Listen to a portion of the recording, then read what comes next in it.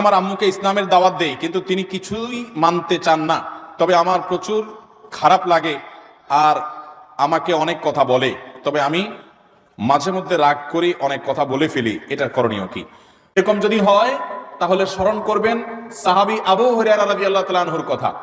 আবু হুরায়রা রাদিয়াল্লাহু তাআলা আনহুকে আল্লাহ তাআলা হেদায়েত দিয়েছিলেন, অথচ তার মা তখনও হেদায়েত পান নাই। আবু হুরায়রা কি করেছেন? মায়ের সাথে বেয়াদবি করেছেন? মাকে গালিগালাজ বকাঝকা দিয়েছেন? না।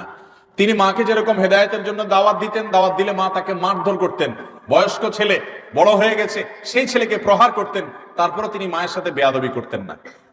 এরপরে নবীজির কাছে এসে বলতেন, ইয়া রাসূলুল্লাহ, আমার মার জন্য একটু হাত তোলেন, আপনি আল্লাহর কাছে একটু দোয়া করেন। নবীজি আল্লাহর কাছে দোয়া করে দিয়েছেন যে আল্লাহ আবু হুরায়রার মাকে হেদায়েত দান করেন।